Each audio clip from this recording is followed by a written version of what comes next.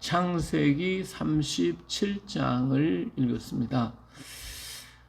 창세기 37장은 지금까지 이제 야곱에 대한 이야기가 계속 왔습니다. 36장까지 야곱에 대한 이야기였지만 이제는 바톤이 요셉으로 넘어갑니다. 이스라엘의 장자 요셉이 어떻게 해서 장자가 되어 가는가 그 과정을 설명하기 위해서 야곱에서 이제는 세대가 요셉으로 건너가는 그러한 모습을 보여주고 있죠.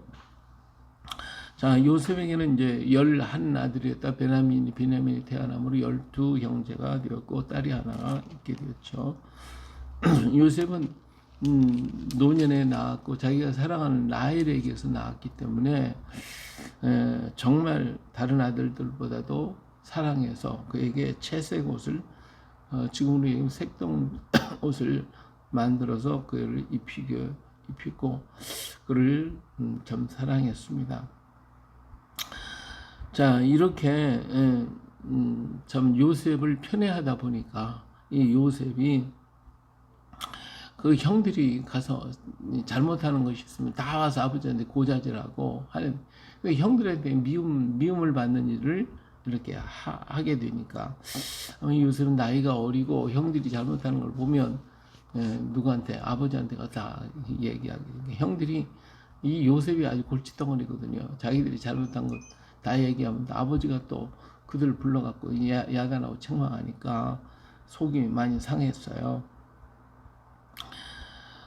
그러니 또 이러지도 못하고 저러지도 못하고 그렇죠.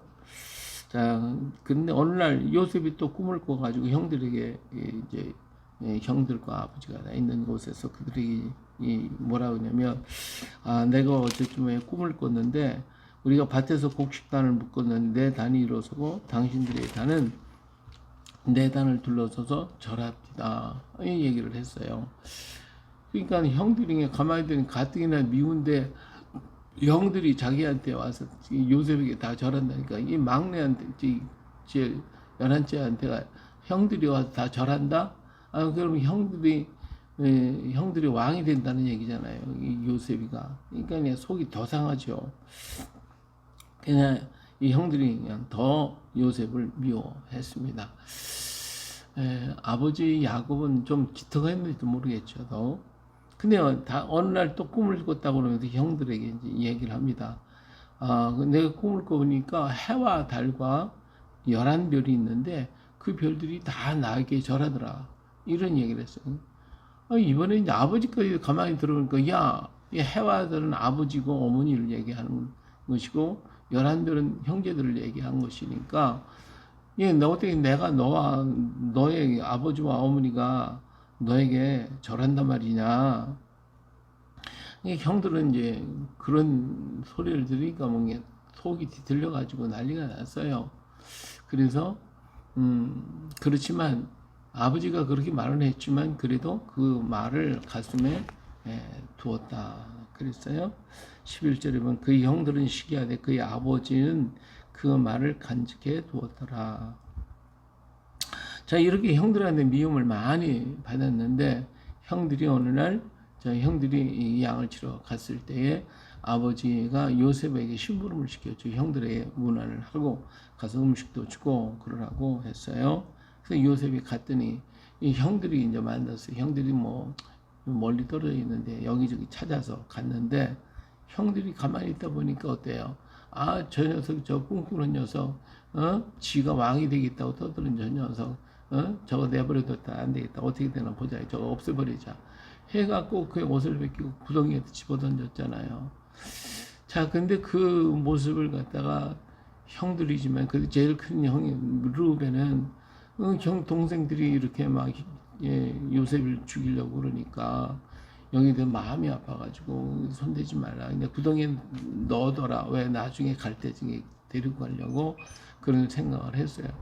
근데 다른 또 넷째 유다는 가만히 생각해 여기다가 동생이 죽게 생겼거든요. 저 어떻게 저거 살리나. 근데 마침 그때 아라비아 상인이 지나가는 걸 보고서 이스마엘 상인들이 지나가는 걸 보고서 그들에게 우리가 팔자.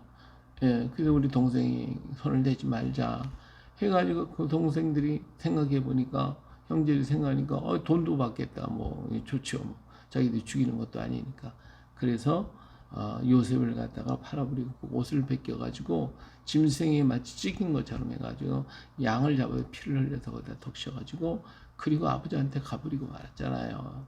이 아버지가 얼마나 기가 막히겠어요. 그냥 통곡하고 땅 여러 날 동안 잠을 울면서 괴로워하고 있는 그 모습을 봤고 요셉은 미디안 사람들은 그를 애굽에서 바로의 신이 되냐 보디발에게 팔아 버렸어요. 노예가 됐죠. 자, 오늘 여기에서 우리가 볼 수 있는 게 뭡니까? 요셉은 꿈을 가진 사람이었다라고 하는 거죠. 그러나 형제들은 그 꿈을 미워했지 자기들도 어떻게 꿈을 갖겠다라고 하는 그런 이상이 전혀 없어요. 꿈을 가진 사람 그리고 꿈이 없는 사람 이게 굉장히 중요해요. 오늘 우리들의 삶 속에 꿈을 가져야 돼요. 꿈. 그래서 나이가 적든 많든 뭐 상관하지 말고 꿈이 있는 자냐 꿈이 없는 자냐 꿈이 있는 자는 더 큰 꿈을 이루게 될 것이지만 없는 사람은 꿈을 이룰 수가 없는 거거든요. 그래서 꿈을 가진 자가 되자. 아이고 내가 나이가 많고 뭐 이제 늙었는데 뭐냐. 그래도 꿈을 가져야 돼. 우리가 주님 앞에 부름받아 가는 그날까지 꿈을 가진 자가 되자. 할렐루야. 그러면 그 꿈을 이루기 위해서 하나님 어떠한 일을 일하시고 그 일을 이루도록 하시지만 꿈이 없는 사람은요 하루하루가 허무한 거예요. 그냥 지나가는 것이. 예. 그리고 오히려 이 형제들은 꿈이 없는 사람들이라 보니까 어때요? 동생이 미운 거지. 꿈을 가진 사람이 미우고 시기가 나고 질투가 나고 화가 나는 거지. 이게 오늘 우리 주변에 있는 사람이 꿈을 갖고 막 이러는데 아이고 나이 많은 사람 왜 저럴까? 저거 할지도 못하는 게 왜 저러는가? 이 욕이나 하고 비난한단 말이에요. 그러나 꿈을 가진 사람은 그런 거 할 새가 없어요. 어디 그 꿈을 향해 달려가는 것이지. 근데 그 꿈을 가지고 있으면 그 꿈을 이루어 가시는 이가 하나님이지 내가 하는 게 아니잖아요. 하나님이 또 꿈을 갖게 만들어 주셨다는 것만 해도 귀한 거죠. 근데 오늘 우리에게 꿈을 주시옵소서. 우리가 꿈을 갖게 하옵소서. 그리고 그 꿈을 위해서 기도하고 그 꿈을 얻기 위해서 하나님이 나에게 주시도록 우리는 기도하고 준비하고 그걸 찾고 또 두드리고 그러면 우리 하나님께서 열어주실 것입니다. 그래서 꿈을 갖는 자가 되자. 꿈 없는 자가 돼서 어리석게 남을 해치고 미워하고 증오하고 하지 말자 이게. 오늘 우리는 그런 생각은 거기 꿈 있는 사람은 그 생각 하지 절대로 하지 않거든요. 예, 꿈 있는 자가 돼서 이 역사를 이루고 싶다. 근데 그 꿈을 가진 사람이 보니까 뭐 꿈도 이상하게 뭐 일이 풀리는 것 같잖아요. 그러나 꿈을 가진 사람은 하나님은 그 자리에서 그 틀을 깨고 그를 이끌어서 끄집어내는 거예요. 꿈을 가지고 있기 때문에. 이 형제들은 그 꿈이 없으니까 그 틀에서 갇혀 있지만 그러나 하나님은 요셉은 그 틀에서 깨가지고 그를 끄집어내서 그 꿈을 이룰 수 있는 길로 인도해 가는 것입니다. 그 인도해 가는 길이 때로는 힘들고 어려울 수도 있어요. 그러나 거기 있지 않으면 그 틀 안에 있으면 꿈을 이룰 수가 없는 거예요. 그렇기 때문에 그 틀을 깨기 위해서 하나님은 때때로 우리의 고난도 어려움도 고통도 괴로움도 주시는 거예요. 그러나 그것을 의지하고 믿고 하나님 의지하고 내 꿈을 이루기 위한 하나님의 역사구나 감사하며 오늘 걸어가면 반드시 그 꿈은 이루어지게 될 것입니다. 할렐루야. 예, 꿈이 없는 사람은 그런 게 없어요. 그냥 그 틀 안에 있는 거지 뭐 이게 편안해. 무슨 아무것도 없는 것 같아. 그렇지만 꿈이 있는 사람은 환난과 시련과 연단과 많은 것이 있을지라도 그것을 꿈을 이루기 위한 하나님의 방법이다.